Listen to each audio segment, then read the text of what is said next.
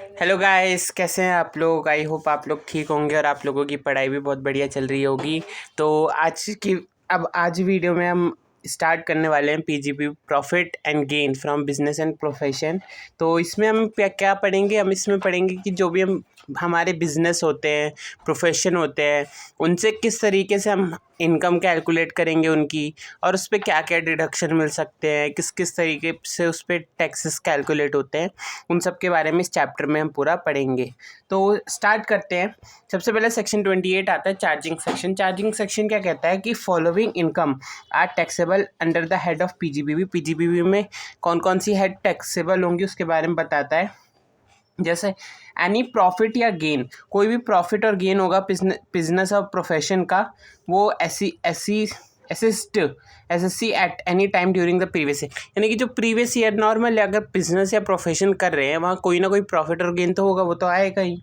उसके बाद drawback of और cash compensatory support received against export, यानी कि कोई कैश मिला या कोई ड्रॉबैक मतलब ड्यूटी का फ़ायदा, मतलब किसी जो हम एक्सपोर्ट करते हैं, जब कोई बिजनेस किसी प्रोडक्ट्स का एक्सपोर्ट करे तो कहीं कभी कभी उसे कुछ फ़ायदे भी मिलते हैं वहाँ पे, तो वो भी जो है ना, वो जो फ़ायदा होगा ना, वो भी इसके अंदर कैलकुलेट होगा इनकम के अंदर।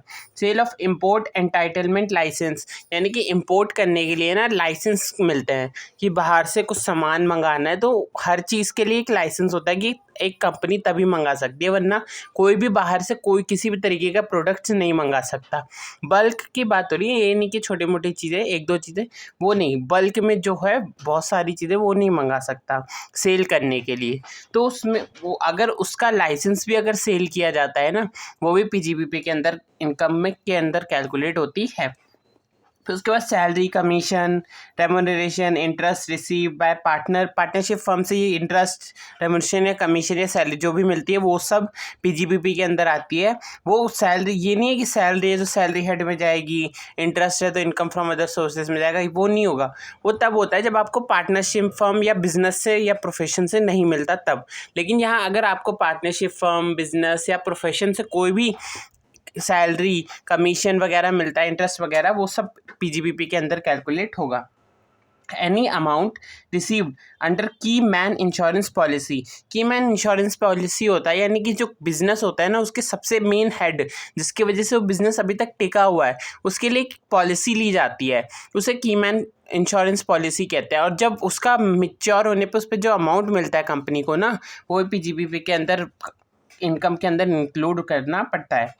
Any gift, benefit, perquisites receive due to business profession, यानी कि बिजनेस और प्रोफेशन के ज़रिए कोई भी गिफ्ट मिला, कोई बेनिफिट हुआ या कोई और प्रिक्विजिस्ट मिला, यानी कि कोई जैसे किसी ने गिफ्ट में लैंड दे दिया, कोई घर दे दिया, कोई गोल्ड की चेन दे दी, तो ऐसे में अगर कोई मिलता है वो प्रिक्विजिस्ट होता है। तो उस केस में अगर वो बिजनेस और प्रोफेशन के कारण मिला, यानी कि मान लो एक सीए है, अब उसका कोई क्लाइंट था, सीए ने उस क्लाइंट का कोई केस सॉल्व करवा दिया, और तो क्लाइंट ने खुशी में अब एक गोल्ड चेन गिफ्ट कर दी सीए को, तो जो गोल्ड चेन गिफ्ट की है ना, उस गिफ्ट को भी क्या माना जाएगा, पीजीबीपी में इनकम मानी जाएगी। In non compete fees, not carrying on any business और प्रोफेशन, और not sharing any now how, patent, copyright, trademark, यानी कि पेटेंट कॉपीराइट जो होते हैं ना, इसके लिए भी एक वो बनता है, ट्रेडमार्क वगैरह होते हैं। और जब इसको भी जब सेल किया जाता है ना, इस पे जो भी फीस वगैरह, जो इनकम वगैरह होती है ना, वो सब भी पीजीबीपी के अंदर आती है। FMB of stock in trade convert into capital assets, यानी कि वो जो स्टॉक ट्रेड, जो कैपिटल, हमने कैपिटल गेन में पढ़ा था कि कैपिटल गेन एसेट्स को हम स्टॉक में कन्वर्ट करा लेते हैं, तो उस टाइम पे हमें कैपिटल गेन रखता है। और जब स्टॉक को हम बेचते हैं तो उस साल कैपिटल गेन टैक्सेबल होता है।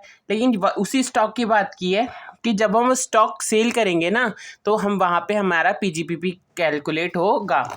तो उसके बाद last point, any compensation received on termination और मॉडिफिकेशन ऑफ बिजनेस कॉन्ट्रैक्ट, यानी कोई भी कंपनसेशन रिसीव हुआ है बिजनेस को चलाने के लिए, बिजनेस को कुछ नया उसमें डालने के लिए, कोई मशीन नहीं डालने के लिए बिजनेस में, प्रोफेशन और अच्छा करने की, लैंड बड़ी जगह खरीदने के लिए, तो वो सब भी पीजीबीपी के अंदर कैलकुलेट हो जाएगा।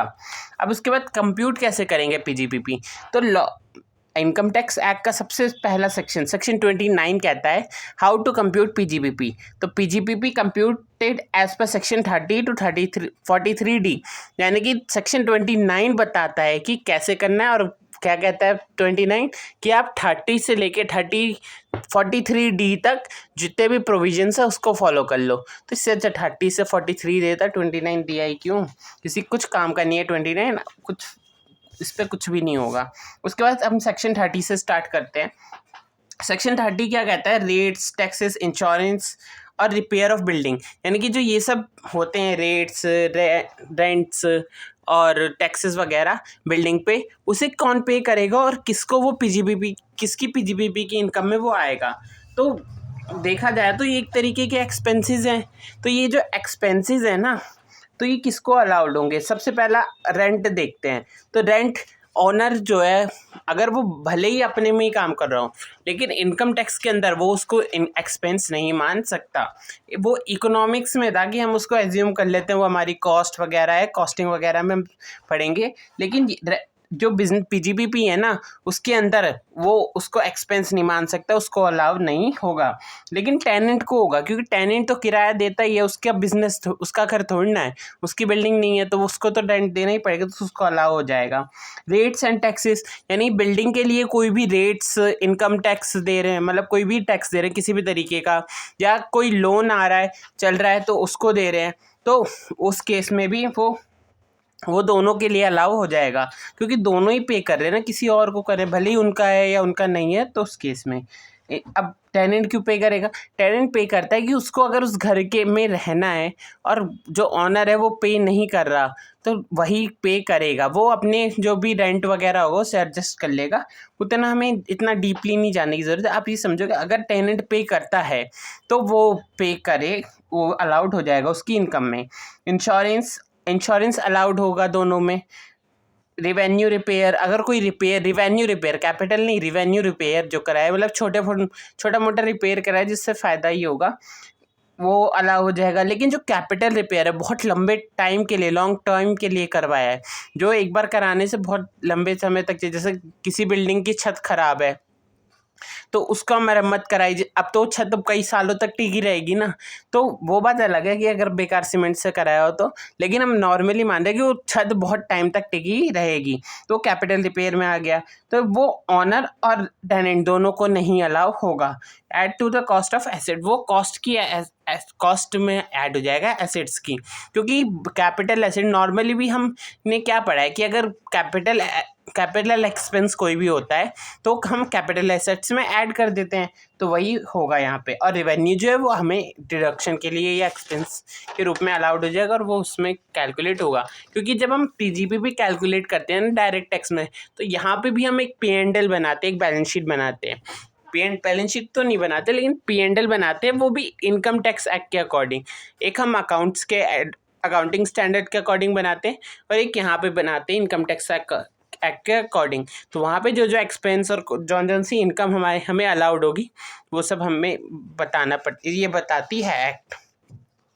फिर सेक्शन 31 आता है insurance and repair of plant and machinery of furniture. Plant और अब पहले हमने बिल्डिंग की बात की, अब हम प्लांट, मशीनरी और फर्नीचर की बात करेंगे। सेम वही चीज़ें, रेंट, इंश्योरेंस, रिवेन्यू रिपेयर और कैपिटल रिपेयर, तो सेम वही है कि ऑनर को नॉट अलाउड हो जाएगा रेंट, क्योंकि रेंट वो पे नहीं कर सकता अगर उसकी मशीन है। तो टेनेंट को अलाउ होगा, इंश्योरेंस दोनों को अलाउ होगा, रिवेन्यू दोनों का अलाउड होगा, लेकिन कैपिटल अलाउड नहीं होगा दोनों को, वो अपनी एसेट्स की कॉस्ट में ऐड कर सकते हैं। कुछ नोट्स देखते हैं। एक्सपेंस अंडर सेक्शन 30 और 31 allowed only if assets used for business और प्रोफेशन पर्पस। वही हम पीजीबीपी पढ़ रहे हैं, तो अगर वो एसेट्स पीजीबीपी बिजनेस या प्रोफेशन के लिए यूज़ हुई है तभी तो उस पर एक्सपेंस अलाउड होगा, वरना क्यों होगा।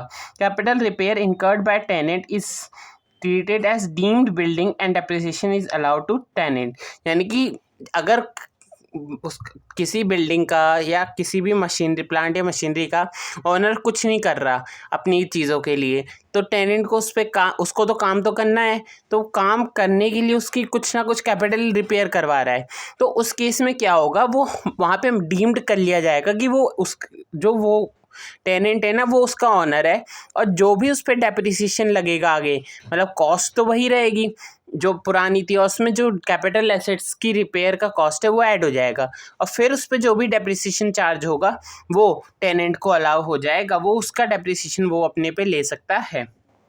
अब हमने इतना पढ़ा, तो हमने डेप्रिसिएशन की बात की, तो अब देखते हैं डेप्रिसिएशन एक्चुअली में होता क्या है। डेप्रिसिएशन के बारे में जानते हैं। एक वो होता है कि नॉर्मल रेट से हर एक मशीनरी, बिल्डिंग या फिक्स्ड एसेट्स में राइट ऑफ करने के लिए एक डेप्रिसिएशन का कॉन्सेप्ट आता है कि हर साल हम एक्सपेंस और इनकम को इक्वली डिवाइड कर सके। लेकिन इनकम टैक्स के अकॉर्डिंग भी डेप्रिसिएशन सेम ही होता है, लेकिन उसके कुछ रेट्स, कुछ एक्सपेंस मतलब कि कुछ डेफिनेशंस या टाइप्स दे रखे हैं, तो उसके बारे में हम देखते हैं, और किस किस पे अलाउ होगा, कितने रेट से होगा, वो सब हम देखेंगे। सबसे पहले कंडीशन। डेप्रिसिएशन सेक्शन 32 में डिफाइन है। सेक्शन आपको ट्राई करो याद रहे, लेकिन अगर नहीं रहता है तो कोई बात नहीं, आप कॉन्सेप्ट याद रखने की ज़्यादा कोशिश करो। Conditions. Depreciation is allowed if two conditions are satisfied. Asset should be owned by SSC wholly या partially, यानी कि जो एसेट्स है ना वो होली पूरी तरीके से, या फिर आधा, उस पर आधा या पार्शली, यानी कि आधा या आधे से ज़्यादा जो भी है हिस्सा है वो उस एसेट्स पे होना चाहिए, तभी वो उसको डेप्रिसिएशन अलाउ होगा। And assets should be use for business purpose, वही कि बिजनेस पर्पस के लिए यूज़ करा है या प्रोफेशन के लिए, तभी डेप्रिसिएशन अलाउ किया जाएगा। प्रोफेशन में तो वैसे ज़रूरत नहीं पड़ती किसी डेप्रिसिएशन की, बिजनेस में ही पड़ती है। तो depreciation is allowed if SSC is beneficial owner. Beneficial owner यानी कि उसको उससे फ़ायदा हो रहा है, ये नहीं कि उसको उससे लॉस ही हुआ जा रहा है, वो उसके किसी काम की नहीं है वो एसेट्स, और उस पर डेप्रिसिएशन मिलता जा रहा है उसको। अगर उसको वहाँ से कोई इकोनॉमिक प्रॉफिट हो रहा है तब उसको डेप्रिसिएशन अलाउड होगा। In case of hire purchase, SSC get ownership only after payment of last installment, but he can claim depreciation from beginning. अब हायर परचेज के केस में क्या होता है, इंस्टॉलमेंट में पेमेंट होती है, जो बड़ी बड़ी मशीनें होती है उनका हायर परचेज के अकॉर्डिंग होता है।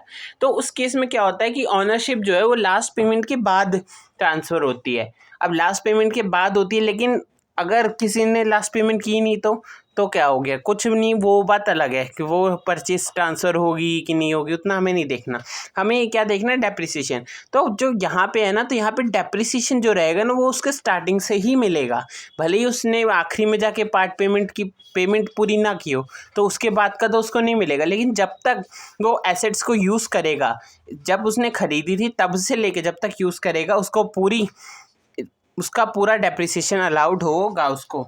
और उसके बाद in case of lease always claimed by lessor, यानी कि जो लीज पे जो डेप्रिसिएशन लगेगा वो लेजर के द्वारा, लीज जो भी एसेट्स होंगी उन पे डेप्रिसिएशन जो लेजर द्वारा वो करा जाएगा, ठीक है, जो लेजर होगा उसको अलाउड होगा।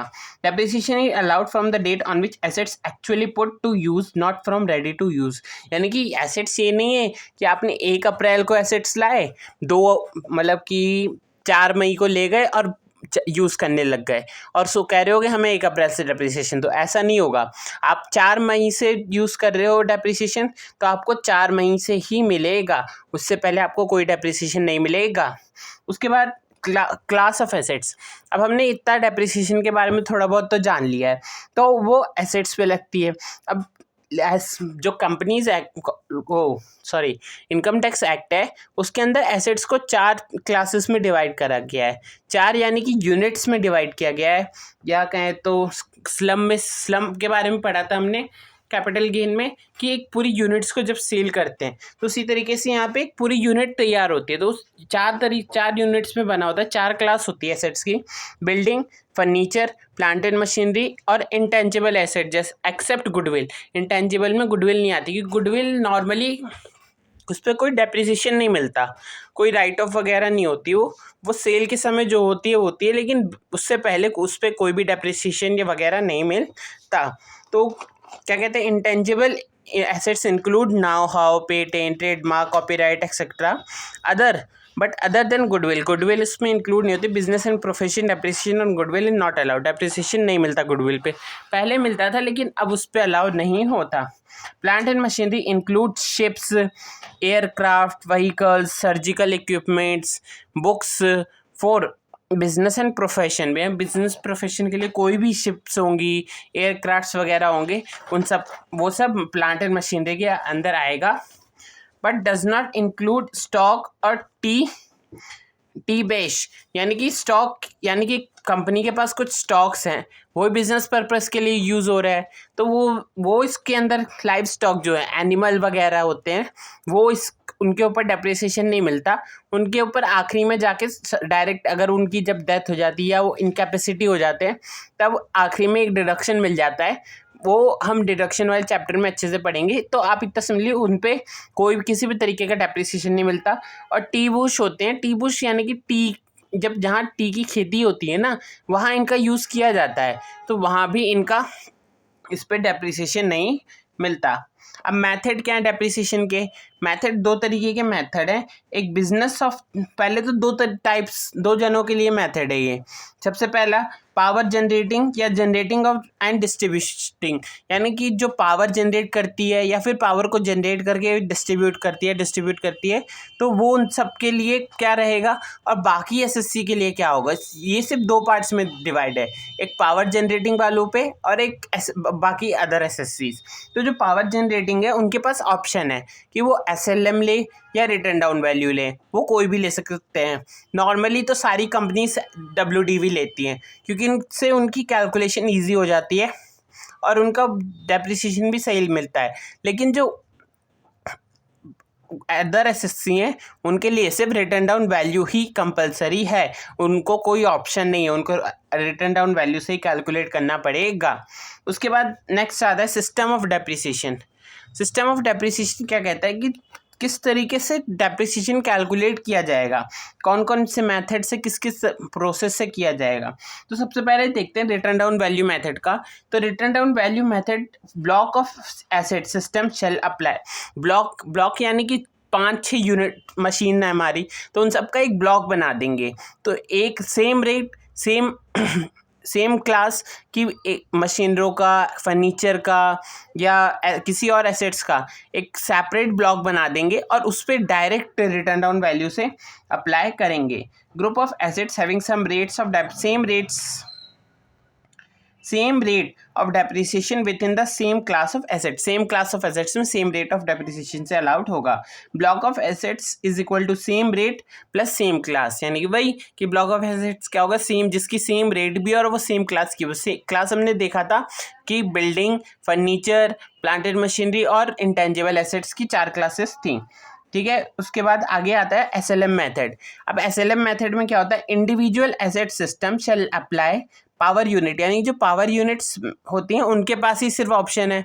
हमने अभी ऊपर पढ़ा था कि जो पावर जनरेटिंग कंपनी या डिस्ट्रीब्यूटिंग कंपनी है उनको ही एसएलएम का ऑप्शन है। तो डेप्रिसिएशन कैसे कैलकुलेट होगा, इस पे depreciation calculated on individual assets, हर एक एसेट्स पे सेपरेट होगा क्योंकि हर मशीनरी की, हर एसेट्स की वैल्यू तो अलग अलग होगी और हमें रिटर्न डाउन वैल्यू तो निकालना नहीं है कि एक नॉर्मली सब पे रेट रहेगा, तो सबकी अमाउंट अलग अलग आएगी, उसके लिए हम सब पे इंडिविजुअली निकालते हैं। उसके बाद क्योंकि अलग अलग टाइम पे अलग अलग एसेट्स परचेज करेंगे तो वो अलग अलग अमाउंट रहेगा। फिर एसएलएम निकालने के लिए हमें कॉस्ट पे निकालना होता है, तो कॉस्ट इसलिए हम इंडिविजुअल करते हैं। और वहाँ क्या था, रिटर्न डाउन है तो उसको एडजस्टमेंट कर देते हैं। अभी हम देखेंगे रिटर्न डाउन की एडजस्टमेंट कैसे होती है, उस पर 1-2 क्वेश्चन भी देख लेंगे ताकि और आप लोगों को और अच्छे से क्लियर हो। उससे पहले देखते हैं कि किस तरीके की एसेट्स पे कितने रेट से डेप्रिसिएशन मिलता है। तो सबसे पहले rates of depreciation under return down value method, normally return down पे ही होता है। उसके बाद बिल्डिंग 3 तरीके में डिवाइड कर रखी है, रेजिडेंशियल, अदर्स और टेम्परेरी। रेजिडेंशियल यानी कि जिसमें वो खुद ही रह रहे हैं, नॉर्मली रह रहे हैं, उनका सारा खाना पीना सोना सब एक ही घर में होता है, उनके पास और कोई घर नहीं है, उसमें वो लिविंग है कई सालों से, तो वहाँ पे 5% तक का डेप्रिसिएशन मिलता है। अदर्स बिल्डिंग जो है, जो और बिल्डिंग्स होगी अदर देन रेसिडेंशियल, यानी कि बिल्डिंग तो है लेकिन उस पर टेनेंट वगैरह है, कोई और काम के लिए वो यूज़ हो रहा है या किसी और तरीके बिजनेस पर्पस के लिए यूज़ हो रहा है, तो वहाँ पे 10% का। और कोई टेम्परेरी बिल्डिंग है, यानी कि जैसे झोपड़पट्टी वगैरह होती है ना, घास फूस से बनी हुई, या नॉर्मली कुछ समय के लिए होती हैं, तो वो सब 40% के साथ डेप्रिसिएशन होता है, क्योंकि उनका क्या पता वो कब उड़ जाए, तो इसलिए उन पर रेट ज़्यादा रहती है। फिर फर्नीचर, किसी भी तरीके का फर्नीचर हो, सब पे 10% का डेप्रिसिएशन लगेगा। Intangible assets other than goodwill, तो वो वहाँ पे 25% का। फिर प्लांट एंड मशीनरी के अंदर बहुत सारे हैं, तो एक एक को देखते हैं। सबसे पहला मोटर व्हीकल। मोटर व्हीकल दो तरीके की हैं, एक नॉर्मली और एक रनिंग ऑन हायर, यानी कि एक तो नॉर्मली जो लोग पर्सनल यूज़ के लिए करते हैं, और एक हायर पे, यानी कि जो किसी से हायर परचेज पे ख़रीदते हैं या हायर कर लेते हैं, कुछ टाइम के लिए यूज़ करते हैं और उसके बाद वापस कर देते हैं।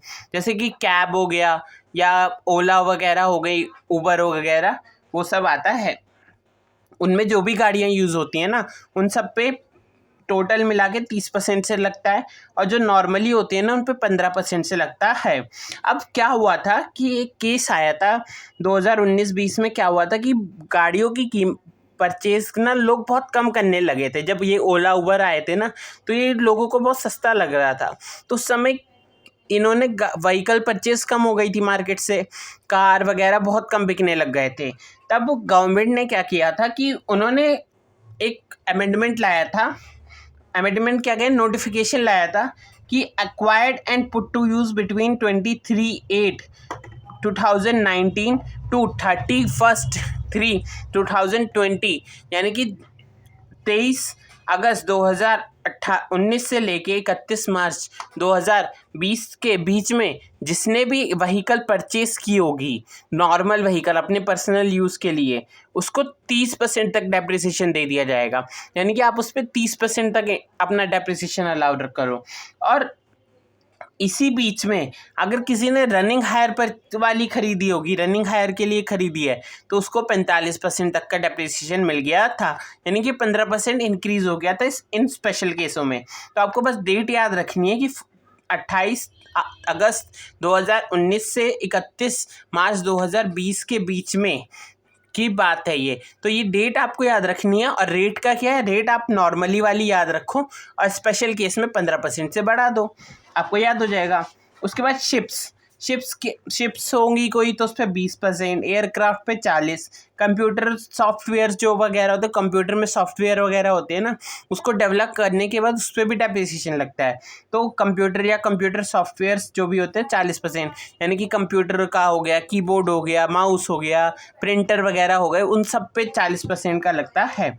बुक्स हो गई कोई भी, यानी कि बिजनेस प्रोफेशन के लिए जब कोई बुक्स यूज़ होती है, कोई लाइब्रेरी खोल रहा है, वहाँ से इनकम करेगा, तो वहाँ बुक्स पे भी तो कुछ ना कुछ डेप्रिसिएशन मिलेगा, तो उस पर 40%। पॉल्यूशन कंट्रोल इक्विपमेंट्स जो होते हैं, जो पॉल्यूशन को कंट्रोल करने में हेल्प करते हैं, वहाँ पे उस पर 40%। फिर वाइंड मिल इक्विपमेंट्स, अब वाइंड मिल इक्विपमेंट्स में दो है कि 1/4/2014 से पहले किया था तो आपको 15%, लेकिन अगर वही वाइंड मिल और इक्विपमेंट्स 1/4/2014 के बाद परचेज किया है या तैयार किया है, तो वो 40% पे डेप्रिसिएशन मिलेगा। अब वाइंड मिल क्या होता है, आपने बहुत जगह देखे होंगे, बड़े बड़े पंखे से लगे होते हैं, तो उनसे क्या होता है, वो इलेक्ट्रिक जनरेट करने की हेल्प करते हैं। तो उस केस में हमें गवर्नमेंट ज़्यादा रेट देती है, यानी 2014 के बाद जितनी भी करी होगी ना, सब पे 40% तक का आपको डेप्रिसिएशन मिल जाएगा। ऑयल वेल्स, यानी कि जो ऑयल्स निकालने के लिए काम होते हैं ना, उसमें आपको 15%। अदर प्लांट एंड मशीन, इसके अलावा जो भी प्लांट मशीनरी आई, यानी कि हमने जहाँ जितनी इसमें कवर की, उसके अलावा अगर कोई प्लांट मशीनरी होती है तो वहाँ पे 15% का, और कोई इलेक्ट्रिकल व्हीकल होती है तो इलेक्ट्रिकल व्हीकल में 40% का इंटरेस्ट लगता है। तो उसके बाद कुछ एग्जांपल्स हैं, वही है कि डेप्रिसिएशन का रेट, ये बिल्डिंग 10% है, तो ये आपको नॉर्मली भी आता होगा, तो मुझे इतना कराने की ज़रूरत नहीं है। तो ये इसमें क्या करना है कि आपको पहले ब्लॉक कवर करना है। तो अब देखो क्या है, बिल्डिंग 10% के इंटरेस्ट के साथ 5 लाख की, एक ब्लॉक आ गया, ठीक है। उसके बाद फर्नीचर 2 लाख का 10% वाले, तो फर्नीचर 2 लाख का 10% वाले, क्योंकि और कोई फर्नीचर है नहीं और बिल्डिंग भी कोई और नहीं है, तो इसका एक सेपरेट ब्लॉक बन गया। तो उसके बाद नेक्स्ट आता है पेटेंट ये इंटेंजिबल वाले में जाएगा, तो इसको हम यहाँ लिख लेते हैं इंटेंजिबल, ताकि आगे अगर कोई और आए तो उन सबका सम करके हम एक ही बार में लिख देंगे। फिर कार आ जाता है may be plant and machinery में हमने देखा था, है ना, कैसे देखो क्या शिप्स, एयरक्राफ्ट, व्हीकल्स वगैरह आ जाते हैं प्लांट एंड मशीनरी में जो हमने देखे थे, तो वो उसी के अंदर आ जाता है। तो ये आ गया प्लांट एंड मशीनरी में। बुक्स भी मे बी प्लांट बुक्स आ जाती हैं, बुक्स का सेपरेट नहीं होगा, बुक्स भी प्लांट एंड मशीनरी में आ जाएगी। तो ये रहा बुक्स, ठीक है, बुक्स का भी प्लांट एंड मशीनरी, ठीक है। उसके बाद प्लांट एंड मशीनरी तो है खुद ही है। अब यहाँ पे एक चीज़ हमने नहीं देखा, रेट नहीं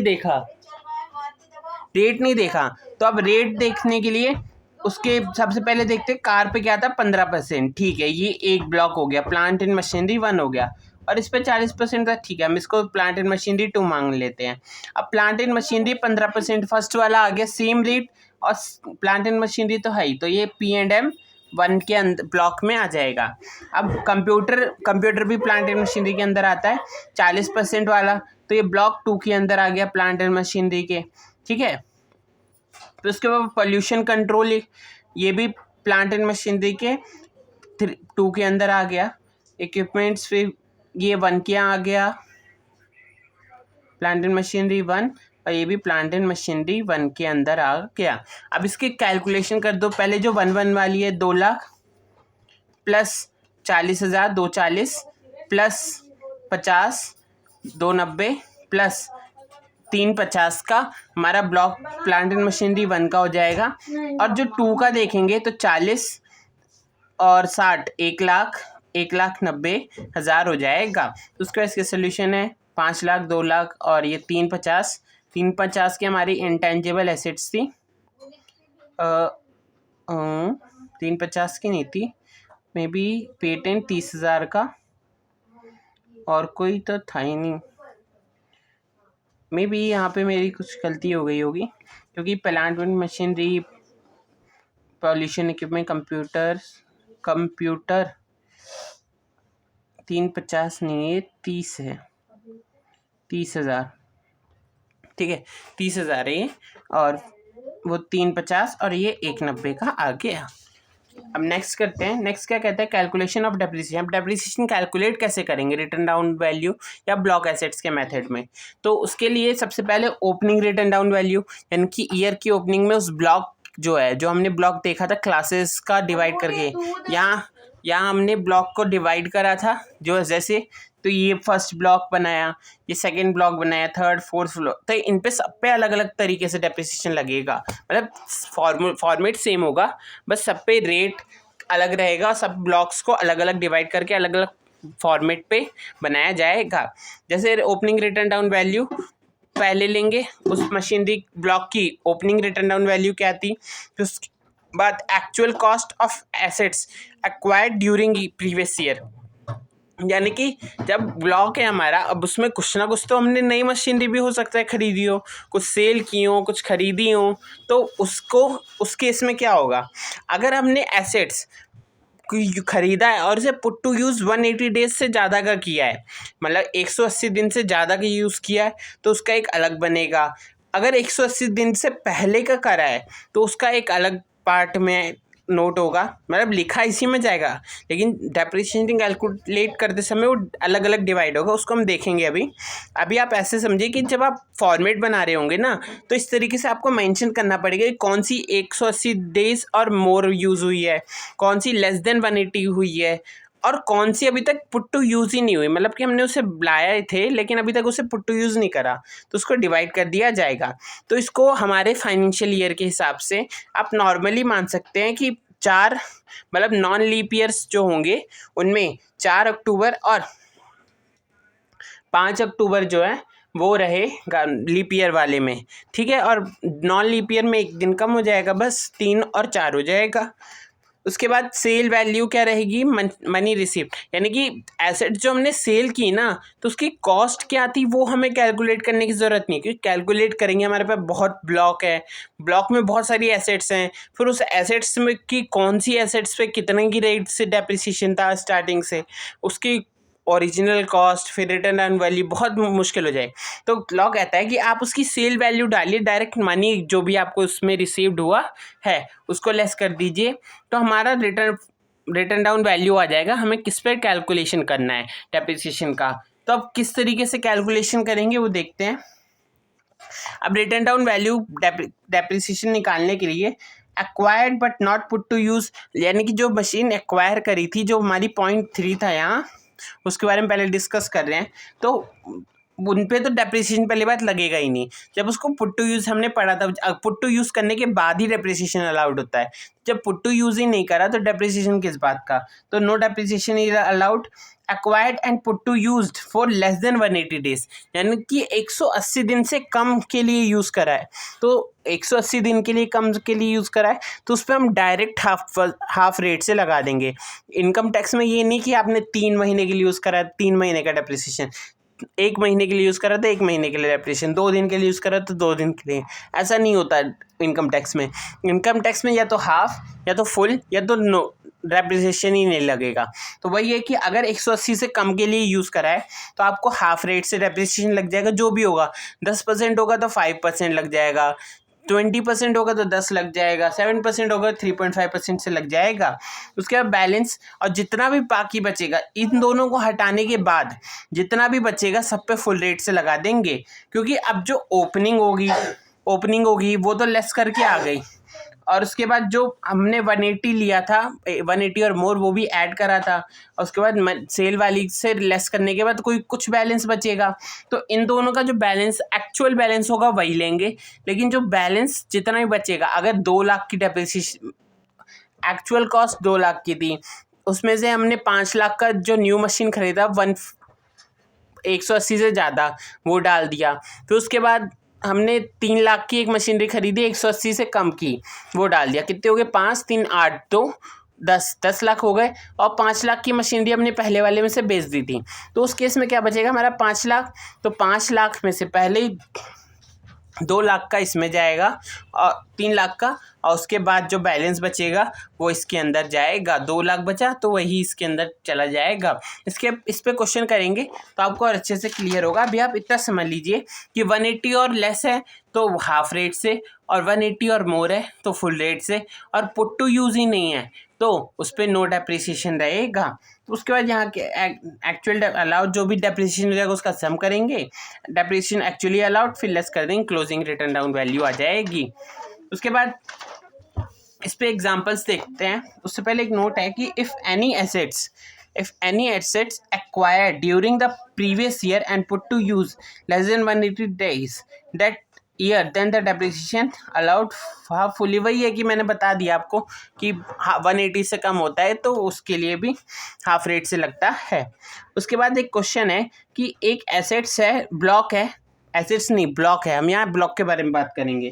तो एक ब्लॉक है 10 लाख की, तो 10 लाख की ब्लॉक है टोटल, उस पर assets acquired and put to use 30/12/2023 को करा था। अब ये कब हुआ, 30/12/2023 को, 30/12/2023 हुआ, यानी कि 4 अक्टूबर के बाद हुआ, तो 4 अक्टूबर के बाद हुआ तो मतलब लेस देन 180 डेज रहा 4 लाख का। और एक एसेट्स जो है वो हमने 3 लाख की सोल्ड कर दी थी, तो उस पर डेप्रिसिएशन कैलकुलेट करना है, एज्यूम कर लेंगे 15%। नॉर्मली तो हो सकता है डेप्रिसिएशन का रेट दे दें, लेकिन अगर डेप्रिसिएशन का रेट नहीं देते हैं ना तो उस केस में हमें क्या करना है कि जो हमने पढ़ा है उसको यूज़ करना है। अगर हमने पढ़ा होता किसी भी मशीनरी पे 15% का डेप्रिसिएशन लगेगा और उसने दे दिया 10% का, तो हमें अपना दिमाग नहीं चलाना कि 15% लगा हुआ, वहाँ 10% दिया है उसने मेंशन करके क्वेश्चन में, तो 10% से ही हमें डेप्रिसिएशन लगाना पड़ेगा। ठीक है, अब इसकी कैलकुलेशन करते हैं। अब कैलकुलेशन कैसे होगी, सबसे पहले opening written down value method, return down value निकालने के लिए सबसे पहले ओपनिंग WDV क्या आ जाएगा हमारा 10 लाख का, ठीक है 10 लाख का आ जाएगा। उसके बाद add assets acquire during the year, assets acquire during year. अब हमारे पास मोर देन वाली तो है नहीं, तो हमारे पास लेस देन वाली है, तो उसको लिख देंगे put to use less than 180 days, less than 180 days.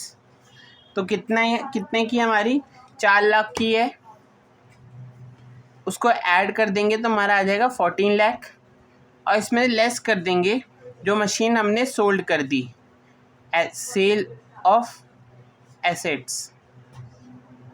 कितने की सेल की, 3 लाख की, ठीक है। 3 लाख की लेस कर दिया, हमारा क्लोजिंग वैल्यू बचा 11 लाख का। ये हो गया WDV4 डेप्रीसिएशन, ठीक है। WDV4 डेप्रीसिएशन आ गया।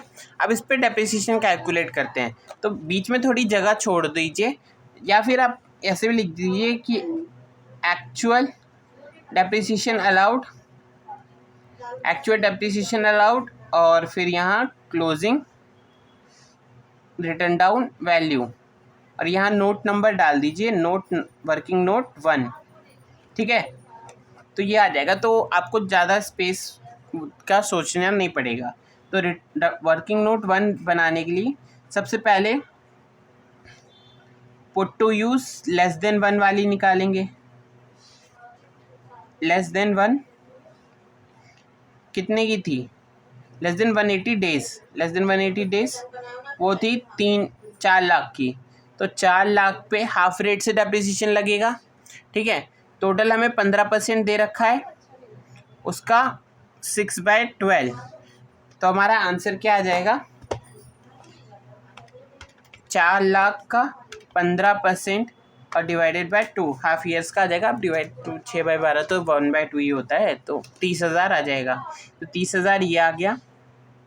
और उसके बाद सेकंड में डायरेक्ट आपको लिख देना है बैलेंस, बैलेंस, ठीक है।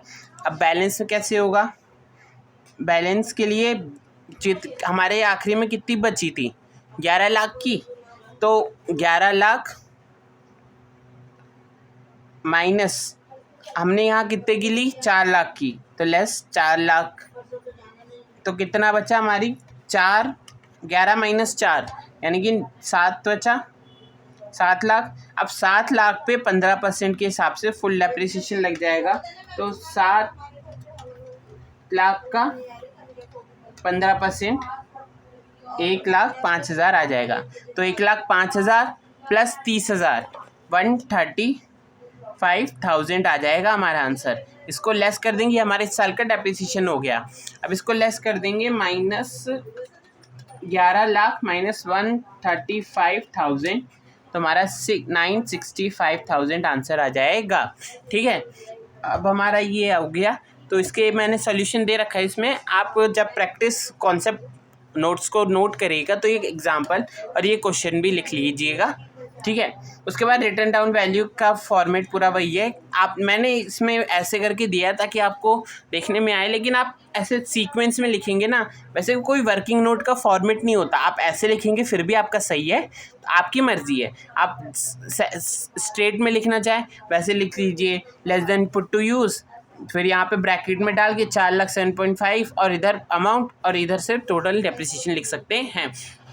वैसे आप ऐसे भी करेंगे तो आपको कोई प्रॉब्लम नहीं है, आपके फुल मार्क्स ही मिलेंगे। वर्किंग नोट का कोई फॉर्मेट नहीं देता ICI। तो उसके बाद एक और क्वेश्चन देखते हैं कि suppose the above example value of assets is 12,50,000, यानी कि जो हमने एसेट सोल्ड की अगर उसकी वैल्यू 12,50,000 है तब क्या होगा, क्योंकि एक कंडीशन बनती है नहीं। तो अब देखते हैं, सेम क्वेश्चन है, ठीक है। अब ओपनिंग वैल्यू क्या है, ओपनिंग वैल्यू हमारी 10 लाख की थी, ठीक है। उसमें हमने ऐड कर दिया, मैं थोड़ा डायरेक्ट लिख देता हूँ आप, लेकिन फॉर्मेट से लिखना, लेस देन 80 डेज 180 डेज कितने हुई, 4 लाख की। तो उसके बाद लेस करेंगे सेल कितनी, 12,50,000 का हमने सेल करा है, 12,50,000। तो अब हमारा आंसर क्या आ रहा है, 150 आएगा। कैलकुलेट कर लेते हैं, 14 लाख माइनस 12,50,000, 14 लाख माइनस 12,50,000, 1,50,000 आएगा। WDV4 डेप्रिसिएशन, ठीक है।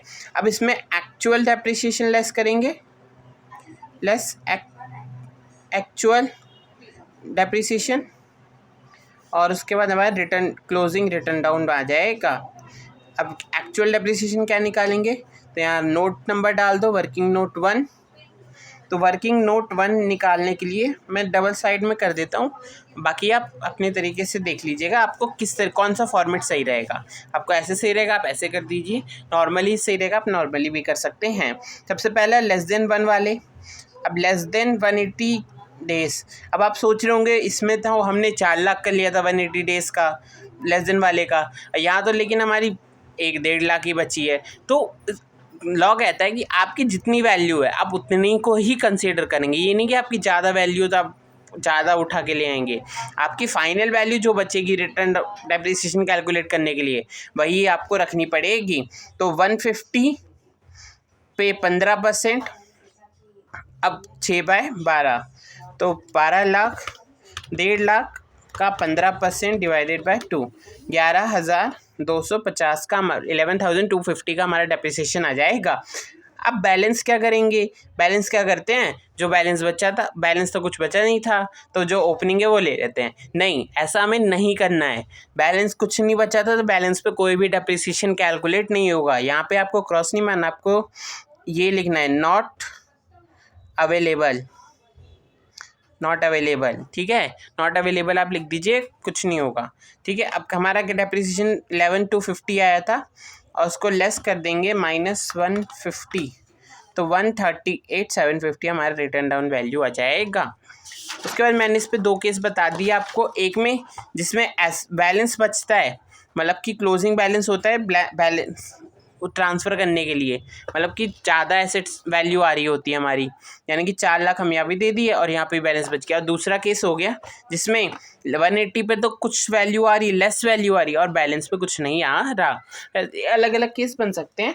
और आप ICAI की क्वेश्चन, आपके पास किसी और फैकल्टी का मटेरियल हो तो आप उसको भी देख सकते हैं। उसके बाद आगे कर देखते हैं और क्या है।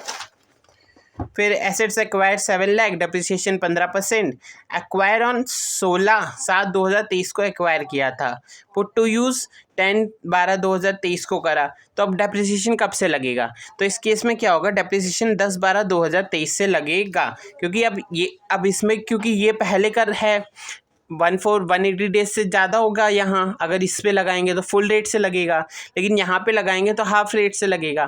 तो हमेशा याद रखना है हमें कि पुट टू यूज़ की डे से ही डेप्रिसिएशन अलाउड होगा, उससे पहले नहीं होगा। तो उसका इन अबव केस अगर पुट टू यूज़ 10/12 को ही करते थे, पुट टू यूज़, तो डेप्रिसिएशन 2023-24 में कुछ नहीं आता, एंड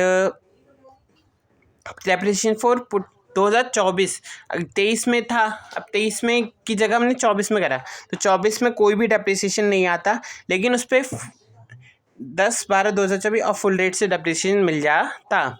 अब फुल रेट से क्यों मिलता, तो जो होगा इस पर हाफ रेट से डेप्रिसिएशन लग जाएगा। उसके बाद एक क्वेश्चन करते हैं हम ICAI के मॉड्यूल से। मॉड्यूल में एक डेप्रिसिएशन पे अच्छा क्वेश्चन दे रखा है, मे बी मैंने पेज फोल्ड कर रखा है, 3.225 के आसपास है ये रहा। ये क्वेश्चन है, इलस्ट्रेशन 3 है। 1 और 2 भी हम देख लेते हैं एक बार, फिर उसके बाद 3 पे आते हैं। मे बी 1 और 2 भी छोटे छोटे हैं, कुछ खास है नहीं, ठीक है। सबसे पहले 1 क्या कहता है, इलस्ट्रेशन 1 की mister X a proprietor engage in the furnish of the following particulars.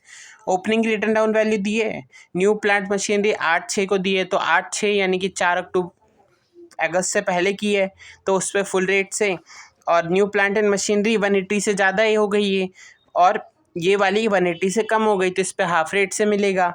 और acquired and install in the office premises, office premises वाला क्वेश्चन है, तो इसको हम आगे देखते हैं। ये ये इसको ऑफिस प्रीमिसेस वाला भी कॉन्सेप्ट आया नहीं है।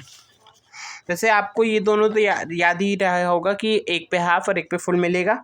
और ऑफिस प्रीमिसेस वाला होता है कि उस पर जो है ना वो टैक्सेबल उस पर डेप्रिसिएशन नहीं मिलता।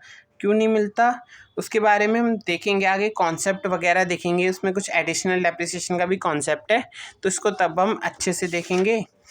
मे बी उसमें भी कुछ ना कुछ कॉन्सेप्ट है। और उसके बाद एक कार परचेज़ की थी उसने 525,000 की, वो पर्सनल यूज़, और फिर प्रोफेशनल में उसने ट्रांसफ़र कर लिया, तो वही वगैरह है। मतलब कि उसने पर्सनल यूज़ के लिए करी थी, बहुत प्रोफेशनल उसने ट्रांसफ़र कर लिया। तो इसके बारे में हम देखेंगे क्योंकि ये अभी हमारा आया नहीं है, ये कॉन्सेप्ट नहीं आया। वैसे अगर ट्रांसफ़र कर लिया मैं बता देता हूँ आपको, ताकि जब आएगा तो आपको याद आ जाएगा कि जब हम ट्रांसफ़र करते हैं ना पर्सनल चीज़ को प्रोफेशनल में, तो उसके अगर किसी भी एसेट्स किसी और से ट्रांसफ़र हो रही है तो उसके पहले वाले का डेप्रिसिएशन लगा के उसकी फुल वैल्यू ऑफ कंसिडरेशन आती है। और अगर फेस पर्सनल एसेट्स ट्रांसफ़र हो रही है तो उस केस में क्या होगा कि उसकी एक्चुअल वैल्यू ही आएगी। तो उसके कॉन्सेप्ट करेंगे तो उसको आ जाएगा।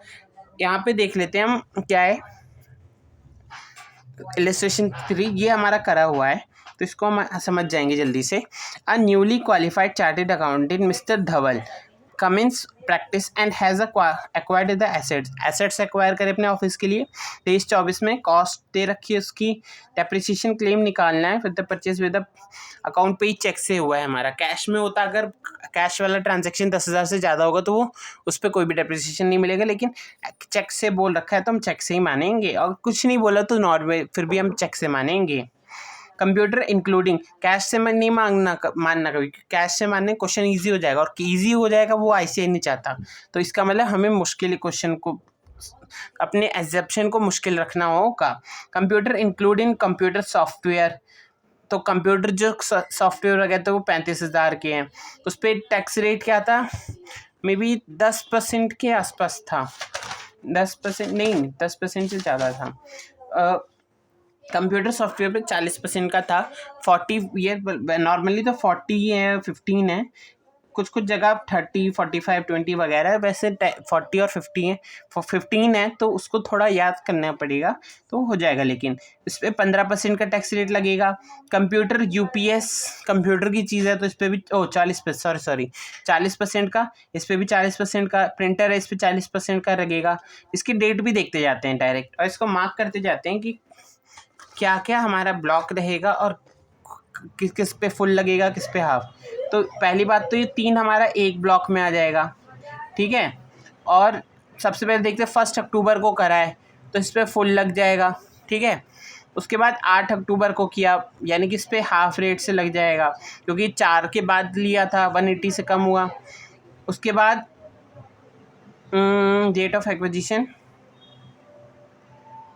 उसके बाद हमारा, रुको 1 मिनट, 4 अक्टूबर है ना, तो 4 मे बी 4 अक्टूबर, हाँ 4 अक्टूबर रहेगा। तो अगर 4 अक्टूबर से पहले का कर रखा है, यानी कि 1 अक्टूबर 2023 को करा था फुल, उससे उसके बाद करा, 4 अक्टूबर के बाद करा, तो उस पर हाफ रेट से। फिर 1 अक्टूबर को ही कर रखा है तो यानी 4 से पहले करा है तो इस पर भी फुल रेट से मिलेगा। तो उसके बाद क्या आता है, बुक्स आ जाती है हमारी ब्लॉक 2 में क्या आ जाता है, प्लांट एंड मशीनरी में आ जाता है, प्लांट एंड मशीनरी में आ जाता है ब्लॉक। तो other than annual publication of 12,000, 12,000 का एक एनुअल पब्लिकेशन है, उसके अंदर 13,000 कब किया था, 1 अप्रैल 2023 को, तो इस पर भी फुल रेट से मिलेगा। तो उसके बाद ऑफिस फर्नीचर है, acquired from a practicing CA ने कुछ ऑफिस फर्नीचर एक्वायर किए 30 लाख के, तो ये फर्नीचर के अंदर आ जाएगा, उस पर फर्नीचर में आ जाएगा, इस पर फुल रेट से मिल जाएगा क्योंकि 1 अप्रैल को ही कर लिया था। लैपटॉप लिया तो ये कंप्यूटर के अंदर आएगा, इस पर 40% से मिलेगा, और इस पर हाफ मिलेगा क्योंकि उसने 8 अक्टूबर को किया था। तो अब सिंपल है, इसके फॉर्मेट वगैरह से हम करते हैं। फॉर्मेट क्या है, जैसे हमने इस यहाँ पे अलग अलग सेम थी ना, तो अब यहाँ पे हम अलग अलग एसेट्स का करेंगे, तो उसको देखते हैं। मैं आपको करके दिखाता हूँ तो आप समझ जाएंगे। उसके बाद सबसे पहले आ जाता है ब्लॉक 1, क्या आ जाता है, फर्नीचर। सबसे पहली बात तो ये सारे ब्लॉक्स जो हैं कंप्यूटर वगैरह, बुक्स वगैरह, ये सब एक ही ब्लॉक में आते हैं। मैं भूल गया था कि प्लांट एंड मशीनरी में ही तो आता है, यानी कि ये जो 4 चीज़ें हैं ये प्लांट एंड मशीनरी के अंदर आती हैं, और ये वाली भी 5 मिला के, और ये सिर्फ फर्नीचर के अंदर आता है।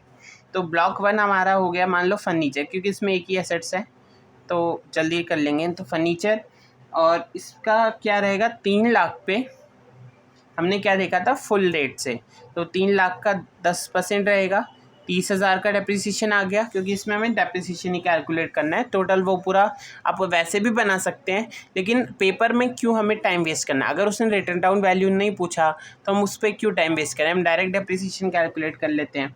फिर ब्लॉक 2 आ जाता है प्लांट एंड मशीनरी का, आप पूरा लिखिएगा, और हो सके तो आगे नाम भी लिख दीजिएगा कि क्या क्या है। वैसे ज़रूरत नहीं है, हम यहाँ पे वर्किंग नोट डाल देते हैं, वर्किंग नोट नंबर 1, ठीक है, वहाँ पे हम लिख देंगे, और यहाँ टोटल डेप्रिसिएशन लिख देंगे, टोटल डेप्रिसिएशन, ठीक है।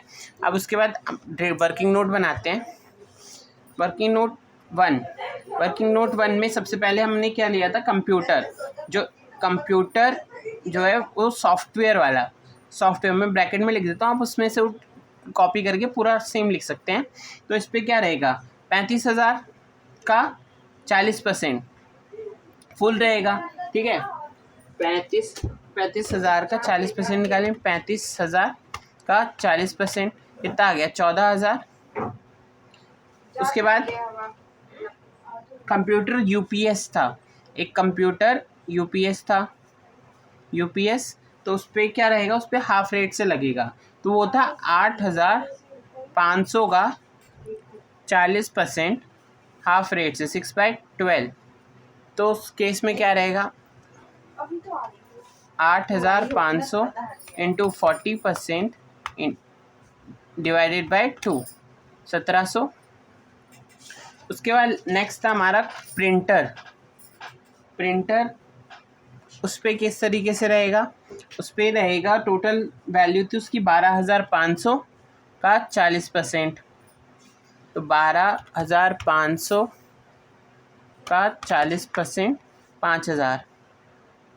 और उसके बाद हमारी बुक्स आ गई, books other than annual publication. तो बुक्स के केस में क्या हो जाएगा, क्या होगा, कुछ नहीं होगा, हम बुक से कुछ मतलब नहीं होता।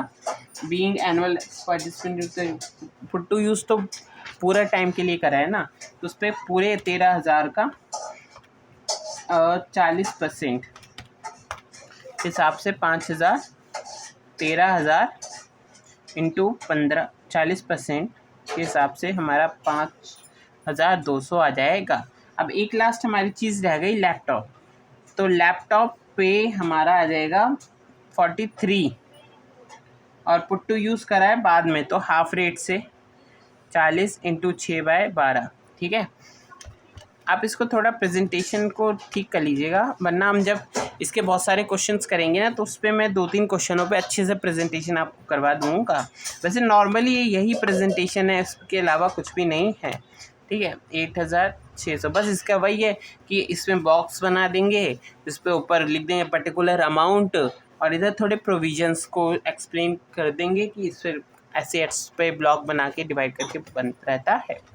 और बाकी आप अगर जब आंसर्स करेंगे आईसीआई वगैरह के, आईसीआई के उनके आरटीपी वगैरह करेंगे, तो वहाँ पे भी आपको दिया होगा फॉर्मेट, आप उसको फॉलो कर सकते हैं। बल्कि कैलकुलेशन में कुछ मिस्टेक नहीं होगी, आप इसी तरीके से कैलकुलेशन करेंगे तो आपको आंसर सही आएगा। आप फॉर्मेट बॉक्स बना के नहीं करेंगे तो भी आपको कोई प्रॉब्लम नहीं होगी। लेकिन क्या होता है बॉक्स बनाने से ना एक क्या प्रेजेंटेशन अच्छी बनती है, यानी कि जो सामने वाला है उसको देखने में अच्छा लगता है। ये 5200 है। उसके बाद प्लस करेंगे 8600, 40 नहीं कुछ कर 14,000 प्लस 1,700 प्लस 5,000 प्लस 5,200 प्लस 8,600, तो 34,500 आ रहा है हमारा आंसर, ठीक है 34,500। अरे यार मैंने फिर से यहाँ 0 डाल दिया, तो 34,500। तो इसका सम करेंगे 64,500 हमारा टोटल डेप्रिसिएशन आ जाएगा। फिर उसके बाद आगे के कॉन्सेप्ट देखते हैं और उसके साथ फिर हम आगे के कुछ और क्वेश्चंस भी देखेंगे। तो इसके सॉल्यूशन मैंने दे रखा है, इसमें क्या दे रखा है कि रिटर्न डाउन वैल्यू मैंने कैलकुलेट करके दे रखी है, तो आप इसको भी देख सकते हैं। बाकी आपको डेप्रिसिएशन के लिए सिर्फ डेप्रिसिएशन तो यहाँ भी कैलकुलेट कर रखा है, ये बैलेंस के अकॉर्डिंग दे रखा है, लेकिन हम वहाँ पे डायरेक्ट वो ब्लॉक का अलग अलग कर सकते हैं। जैसे यहाँ पे क्या दे रखा है मैंने कि ओपनिंग तो कुछ थी नहीं, तो लेस देन वाले की टोटल कर ली इसमें और इसमें, और मोर देन वाले की कर ली, सेल कुछ था नहीं, तो उस पर टोटल डेप्रिसिएशन वही आ गया 34,500 हमने निकाला था और 30,000, तो क्लोजिंग वैल्यू आ गई। और इस पर ही हमने कैलकुलेशन यहाँ पे कर रखी है अलग अलग, बने लेस देन वाली पे और ये मोर देन वाली पे, बैलेंस वाली पे, ठीक है। उसके बाद एडिशनल डेप्रिसिएशन क्या होता है। एडिशनल डेप्रिसिएशन का कॉन्सेप्ट कहता है कि एडिशनल डेप्रिसिएशन करता है कुछ एसेट्स होती हैं उन पे ना गवर्नमेंट क्या कहती है, उनको आप परचेज़ करो, हम उस पर और डेप्रिसिएशन देंगे और आपको डिडक्शन देंगे, ताकि हमारे देश का फ़ायदा हो रहा है तो आपको उसमें कुछ ना कुछ फ़ायदा देंगे, तो उस केस में वो एडिशनल डेप्रिसिएशन देती है।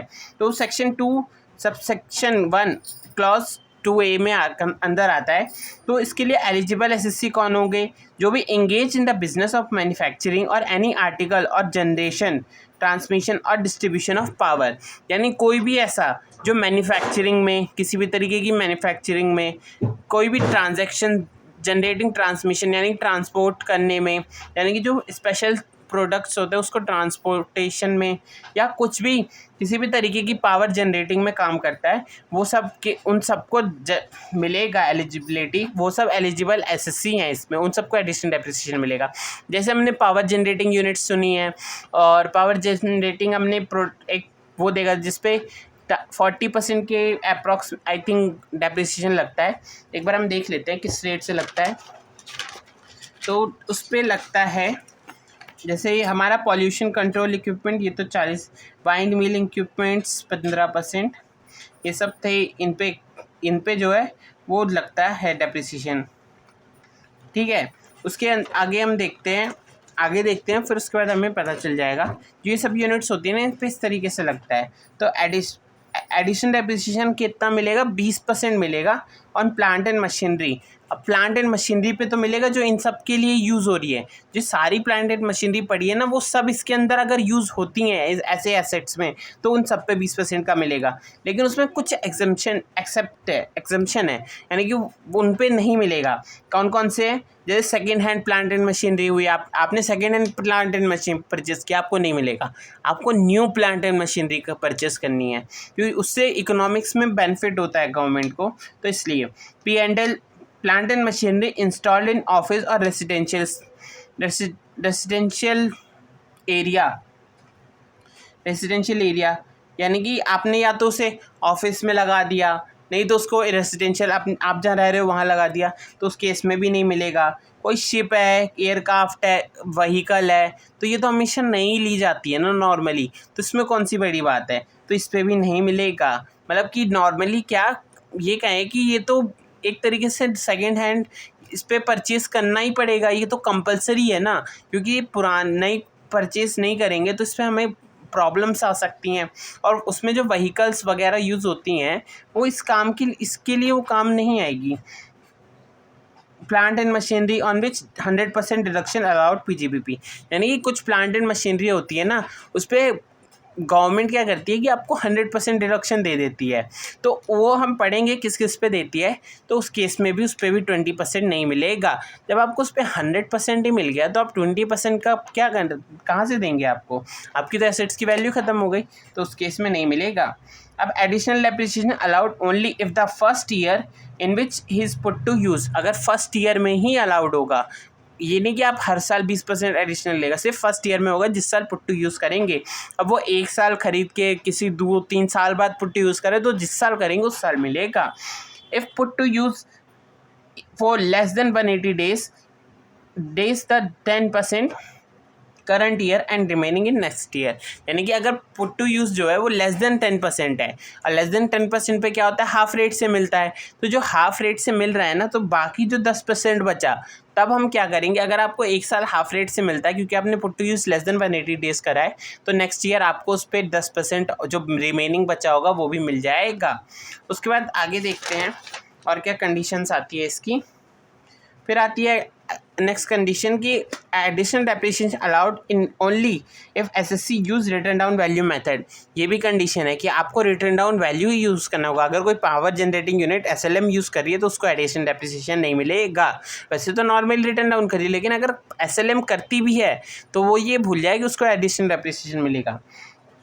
उसके बाद फोर्कलिफ्ट यूज़ इन फैक्ट्री, यानी कि कुछ सामान उठाने के लिए फैक्ट्री में एक तरीके की मशीन होती है, अगर वो यूज़ कर रहे हैं तो उसको पहली बात तो व्हीकल नहीं माना जाएगा, ट्रांसपोर्ट व्हीकल, क्योंकि जो एडिशनल डेप्रिसिएशन है वो सिर्फ ट्रांसपोर्ट व्हीकल पे मिलेगा। So it is eligible for depreciation, not treated as transport vehicle, so it is not eligible for additional depreciation.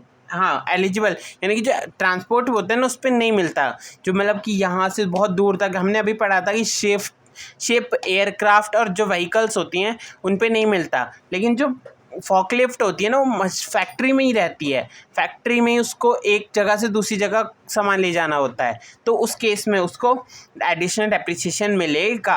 आप फॉकलिफ्ट जाके सर्च करिएगा गूगल पे, आपको पता चल जाएगा क्या होती है, तो आपको और अच्छे समझोगे। उसके अंदर आपको एडिशनल डेप्रिसिएशन मिल जाएगा क्योंकि वो फैक्ट्री के अंदर रहती है, और जो चीज़ फैक्ट्री के अंदर रहती है उसी पे डेप्रिसिएशन मिलता है। एक तरीके से आप ये समझ लीजिए कि प्रिंटिंग और पब्लिकेशन है मैन्युफैक्चरिंग में, तो उसको उस केस में भी डेप्रिसिएशन मिल जाएगा।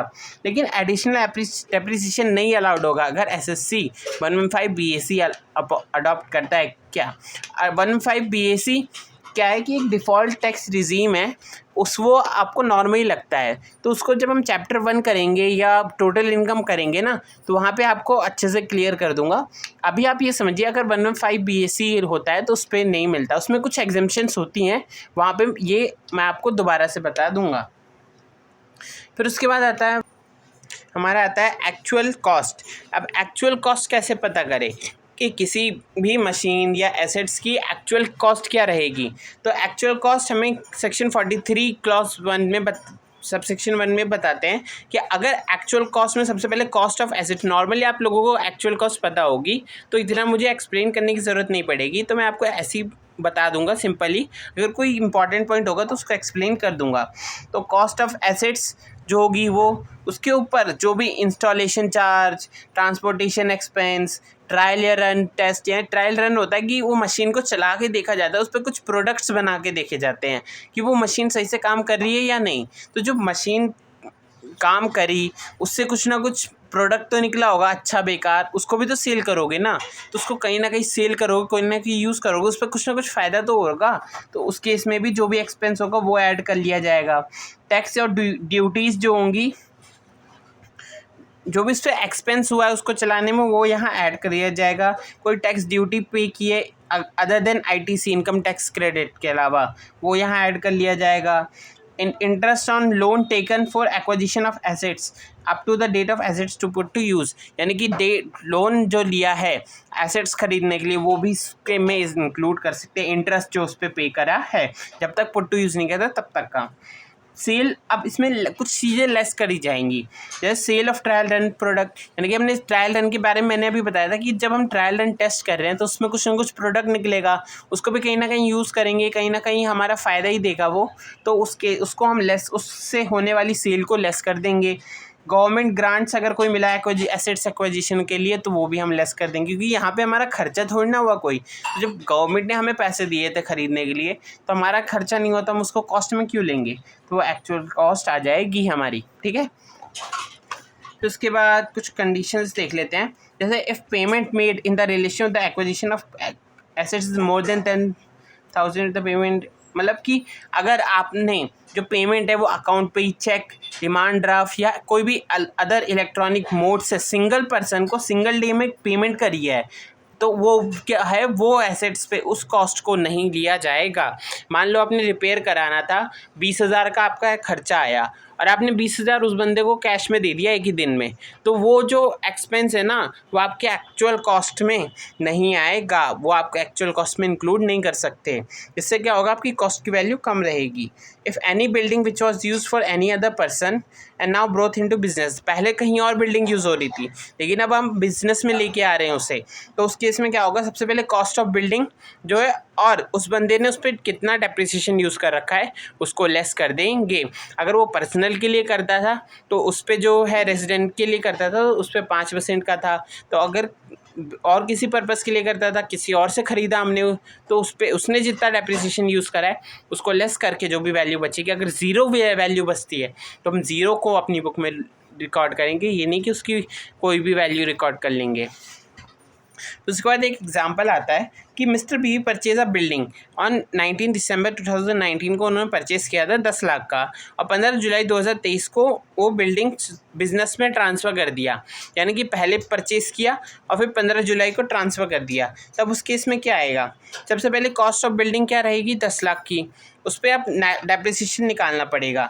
तो 19-20 में उस पर 15% से डेप्रिसिएशन लगेगा, हमने पढ़ा था 15, 10 और उसके बाद तो उसने पुट टू यूज़ करा होगा, तो उस पर सबसे पहले 5%, तो 5% के हिसाब से 10 लाख का 5%, क्योंकि वो उसने पर्सनल यूज़ के लिए करा था, मतलब कि कुछ दिया नहीं है लेकिन हम एज्यूम कर रहे हैं कि उसने पर्सनल यूज़ के लिए करा था, क्योंकि अब वो बिज़नेस में अपने ट्रांसफ़र कर रहा है, तो पहले उसने पर्सनल की करा था, रेजिडेंट रह रहा था उसमें, तो उस पर 5% लगेगा।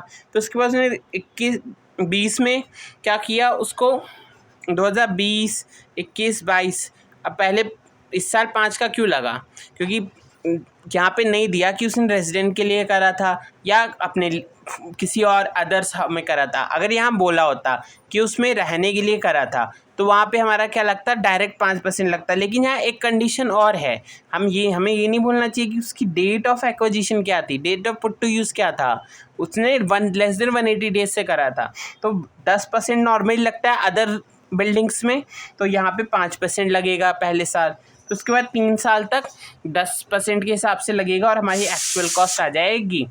उसके बाद अब देखो इसमें क्या किया इन्होंने कि पहले साल क्या था 2019 में बस less than 180 days put to use था, तो इसलिए 10% का 5%, यहाँ पे हमें मैक्सिमम केसेस में हमें यही एज्यूम करना है, उस पर 10% के हिसाब से लग रहा है, वो अदर बिल्डिंग्स में आ रहा है। कहीं मेंशन कर दिया कि वो टेम्परेरी बिल्डिंग थी या वो रेजिडेंशियल बिल्डिंग थी, तो उस केस में हमें वहाँ रेट चेंज हो जाएगा, अदरवाइज़ आपको 10% बिल्डिंग पे लगाना है अगर कुछ नहीं बोलता तो हमारा एक्चुअल कॉस्ट आ जाएगा।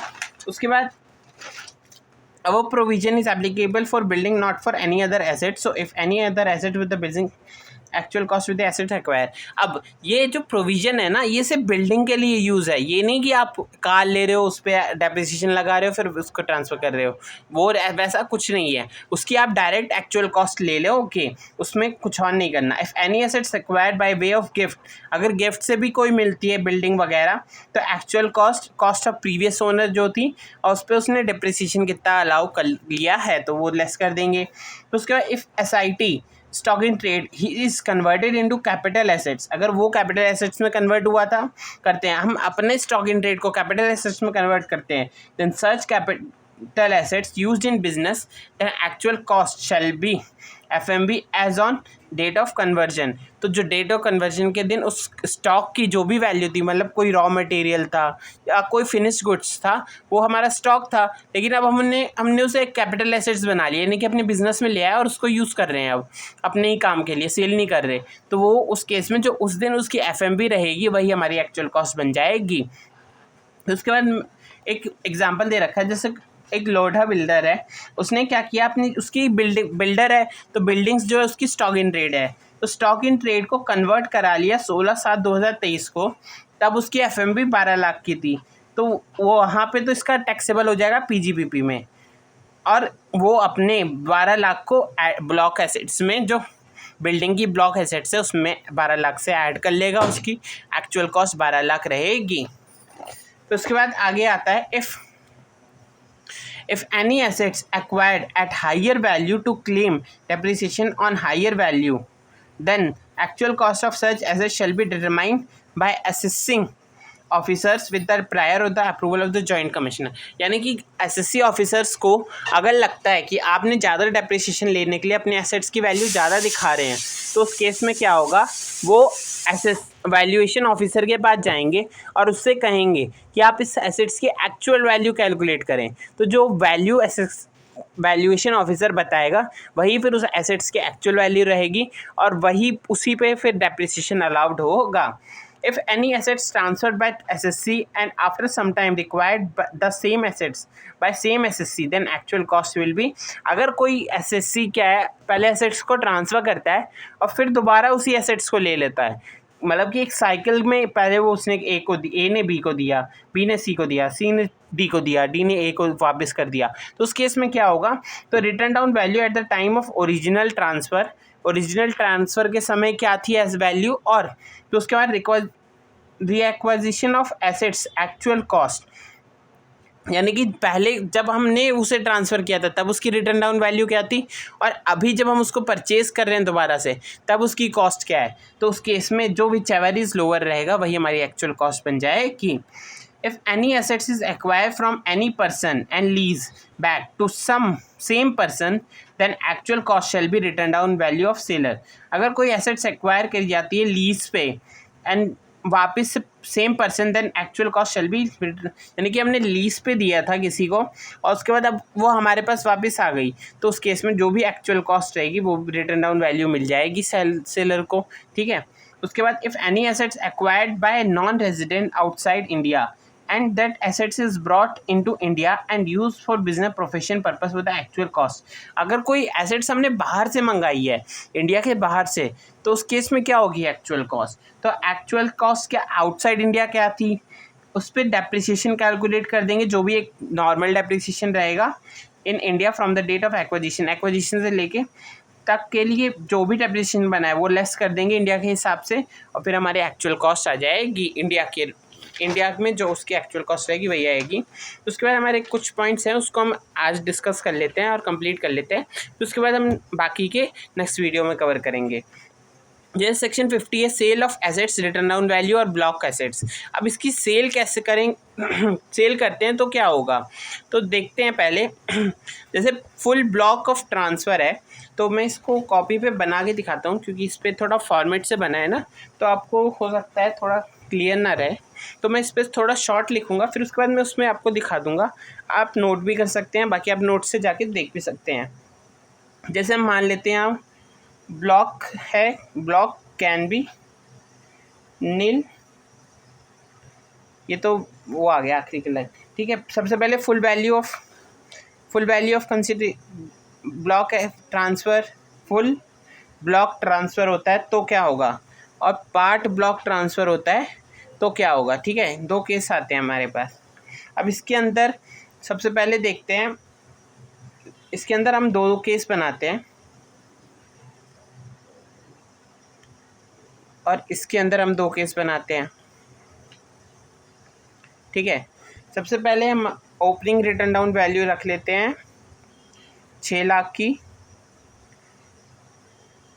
ये अमाउंट है, ये नंबर ऑफ़ एसेट्स है उसमें कितनी है, ये भी अमाउंट है और ये नंबर ऑफ़ एसेट्स, ये amount, number of assets, amount और नंबर ऑफ़ एसेट्स। ठीक है, 6 लाख की एसेट्स है, उसमें 5 एसेट्स हैं और एक है ब्लॉक है 6 लाख की एसेट्स से 5 है, सेम। ठीक है, और सब में सेम है 6 लाख 5, 6 लाख 5।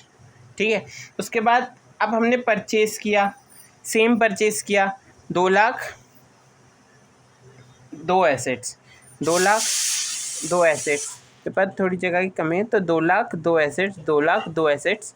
ठीक है, अब हमारा टोटल कितना हो जाएगा 8 lakh 7 assets, same 8 lakh 7 assets, 8 lakh 7 assets, 8 lakh 7 assets. आप थोड़ा फुल लिख लीजिएगा आप अपने हिसाब से। और उसके बाद अब ये हमारी फाइनल वैल्यू आ गई। अब इसमें सेल किया, अब हमने क्या क्या सेल किया वो देखते हैं, किस किस में ये 4 कंडीशंस हो गई हमारे पास, पार्शली वाली और एक फुल वाली।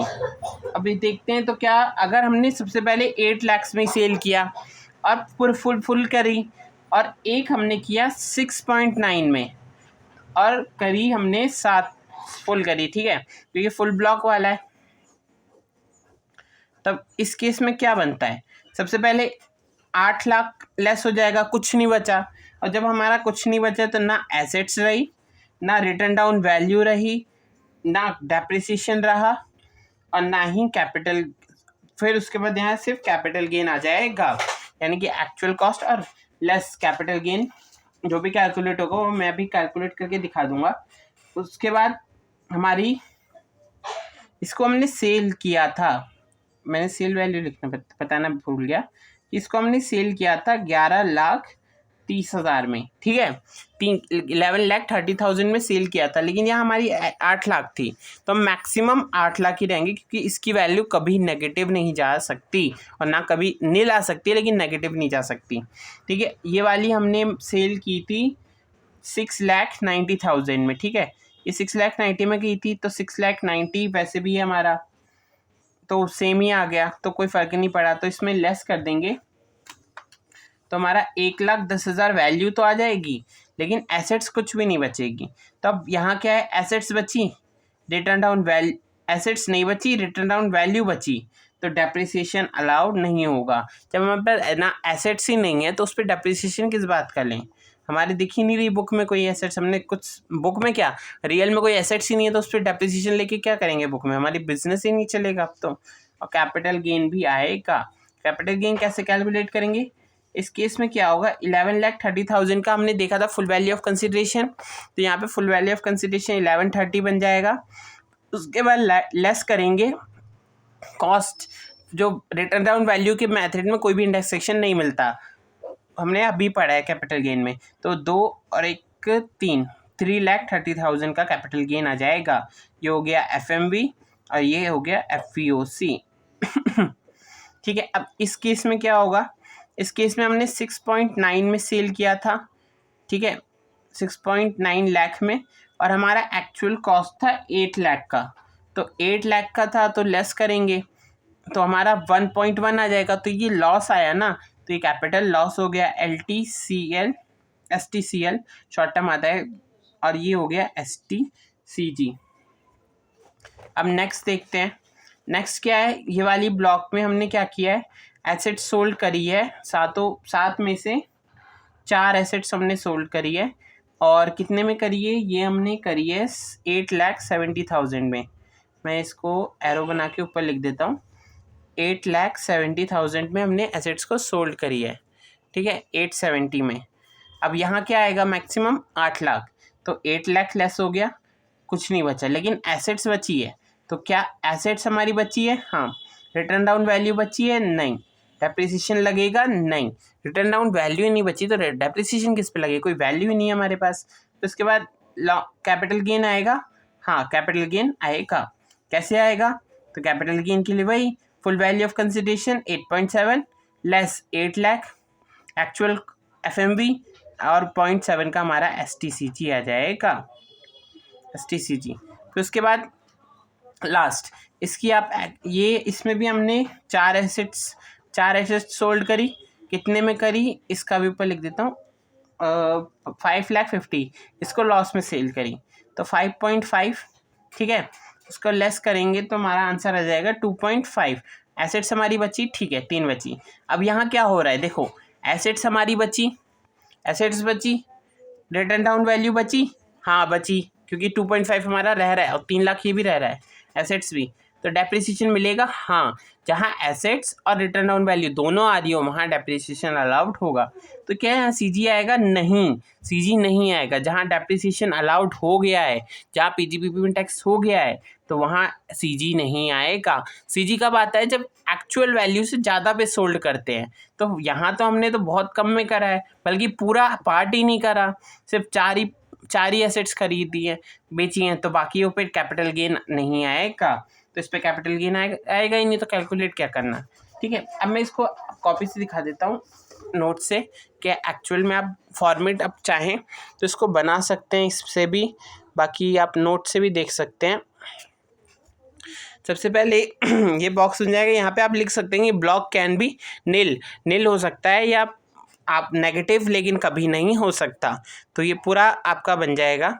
आप इसको अपने तरीके से जैसे आपको सही लगे वैसे बना सकते हैं, या तो सेम भी कॉपी कर सकते हैं। तो इसके बाद हम नेक्स्ट चाहते हैं, सेक्शन 50 था ये हमारा कि sale of assets, written on value या ब्लॉक ऑफ एसेट्स में क्या क्या आएगा। उसके बाद सेल ऑफ स्लम मेथड या SLM मेथड या इंडिविजुअल एसेट्स सिस्टम, यानी कि जो हमने पावर यूनिट को वो दी रखी है, ऑप्शन दे रखा है कि आप SLM मेथड यूज़ कर रख सकते हैं, तो उस केस में क्या करेंगे। तो सबसे पहले मैंने डायरेक्ट यहाँ एग्जांपल है तो उसी से समझेंगे, क्योंकि इसका कुछ ज़्यादा इतना कॉन्सेप्ट है नहीं, सिंपल है, आपको भी आता होगा नॉर्मली, आप जल्दी कवर हो जाएगा। जैसे कॉस्ट ले लेते हैं एग्जाम्पल में, हमने कॉस्ट लिया है 100, डेप्रिसिएशन 10% और 3 साल के बाद। उसके बाद यहाँ ऑप्शंस है 3 कंडीशंस हैं। पहले में सेलिंग प्राइस 72, सेकेंड में 89 और लास्ट वाले में 117 रहेगा। तो अब किस में क्या आएगा, कैपिटल गेन किस में आएगा, कैपिटल लॉस किस में आएगा, या डेप्रिसिएशन और किस पे अलाउड होगा, मतलब कि अभी एसेट्स बची हुई है उस पर क्या होगा, वो सब देखते हैं। सबसे पहले कॉस्ट, अब 3rd ईयर की रिटर्न डाउन वैल्यू निकालनी पड़ेगी हमें कुछ ना कुछ, भले ही SLM से कर रहे हैं तो रिटर्न डाउन तो वैल्यू चाहिए ही ना। तो कॉस्ट 100 3 साल के, तीसरे साल में 3rd ईयर में तो 80 आया, क्योंकि फर्स्ट ईयर का 10%, 10, फिर सेकेंड ईयर में 10, 100 का 10%, 10, रिटर्न डाउन वैल्यू 80 आई। अब चेक करते हैं हम, सेलिंग प्राइस कितना था 72 का, रिटर्न डाउन किया 8 बचा, तो terminal allowed terminal depreciation allowed P&L की डेबिट साइड में चला जाएगा, जो बैलेंस होगा वो डेप्रिसिएशन मान के हम कर देंगे। उसके बाद SP balancing charges taxable and under PGB 41(2) क्या है उसके बारे में हम आगे देखेंगे, उसके अंदर ये चला जाएगा। और अगर बहुत ज़्यादा हो रहा है, मतलब कि अगर एक्चुअल कॉस्ट क्या थी उसकी 100 रुपये थी, यानी कि 100 क्या थी एक्चुअल कॉस्ट 100 रुपये, तो उससे उतना रहता है तो आपका लॉन्ग टर्म कैपिटल गेन में नहीं जाएगा, उतना आपको जो भी होगा डिडक्शन वगैरह या इनकम होगी तो इनकम आपके कैपिटल PGBP में ऐड हो जाएगी P&L में। लेकिन अगर आपने एक्चुअल कॉस्ट से भी ज़्यादा में सेल किया, एक्चुअल कॉस्ट क्या थी 100 रुपीज़, हमने सेल कितने में किया 117 में, तो यहाँ कैपिटल गेन भी आएगा, तो 37 की वैल्यू आएगी, 80 लेस करेंगे तो उसके डिवाइड करेंगे। सबसे पहले हमने एक्चुअल कॉस्ट से कितने में ज़्यादा की, यानी कि एक्चुअल सेल हमने की 117 में और कॉस्ट थी 100, तो 17 का हमारा STCG डायरेक्ट आ जाएगा, कोई LTC कोई भी इंडेक्सेशन वगैरह नहीं लगेगा क्योंकि STCG है। और बाकी जो 20 होगा ना वो हमारा टैक्सेबल हो जाएगा, क्योंकि वहाँ हमें फ़ायदा हो गया तो हमारा PGBP के अंदर टैक्सेबल हो जाएगा। तो उसके बाद एक लास्ट कॉन्सेप्ट है इसका, तो उसके बाद हमारे आज की वीडियो में हम इतना ही करेंगे। Assets partially used in business, अगर आधा बिजनेस में यूज़ कर रहे हैं और आधा कहीं और यूज़ कर रहे हैं, पर्सनल यूज़ कर रहे हैं, तब क्या होगा। तो if assets is not exclusive use for purpose of business and profession then proportional depreciation shall be allowed. तो पूरा डेप्रिसिएशन अलाउड नहीं होगा, प्रोपोर्शनेट होगा, यानी कि जितना पार्ट हम बिजनेस में यूज़ कर रहे हैं उतना ही डेप्रिसिएशन अलाउड होगा, बाकी पे डेप्रिसिएशन अलाउड नहीं होगा। तो एक्चुअल कॉस्ट सेम रहेगी बिजनेस की बुक में, बस वही है कि डेप्रिसिएशन पे अलाउड नहीं होगा जो बाकी पे। मान लो कि एक कार है वो 60% बिजनेस के लिए यूज़ हो रही है लेकिन 40% पर्सनल पर्पस के लिए यूज़ हो रही है, तब इस केस में क्या होगा, सबसे पहले ओपनिंग रिटर्न डाउन वैल्यू, फिर परचेज सेल जो भी होगा, अगर होता है तो, नहीं होगा तो नील रहेगा ये, ठीक है। उसके बाद written down value for depreciation 4 lakh आ गया मान लो, तो 4 लाख को किस तरीके से कैलकुलेट करेंगे, तो 4 लाख का जो 4 लाख का वैसे टोटल डेप्रिसिएशन 60,000 आता है 15% के हिसाब से, क्योंकि कार मशीन के अंदर आता है और मशीन पे 15% की लगती है व्हीकल पे, नॉर्मली वाला व्हीकल हमने पढ़ा था। तो उस केस में 60,000 आया, तो 60,000 का जो 60% है वो 36 अलाउड हो जाएगा और जो बाकी है वो अलाउड नहीं होगा, जो फिर उसके बाद नेक्स्ट ईयर में इसी तरीके से चलता रहेगा। तो आज की वीडियो में इतना ही करेंगे, डेप्रिसिएशन के बारे में मैंने बहुत कुछ पढ़ा, बहुत कुछ जाना, आप सबको इसको रिवाइज़ कीजिए, इसके कुछ क्वेश्चंस आपके हो सकें तो आप उसको करिए। मैं ट्राई करूँगा कि चैप्टर कंप्लीट होने के बाद 1-2 वीडियो में ICAI के सारे क्वेश्चंस को एक ही वीडियो में एक्सप्लेन कर दूँ ताकि आपको समझने में आसानी हो। आप उसमें भी आप खुद से भी कर सकते हैं, आपको कोई डाउट आए तो आप मुझे कमेंट करें या आप मेरे को टेलीग्राम पे मैसेज करें, मैं आपके डाउट्स क्लियर करने की ट्राई करूँगा। और आपको पसंद आए मेरी वीडियो तो उसको लाइक करें, कमेंट करके बताएं कि आपको कैसी लगी, आपके कॉन्सेप्ट क्लियर हो रहे हैं कि नहीं हो रहे, और अपने फ्रेंड्स को शेयर करें, उनकी हेल्प करें। Thank you.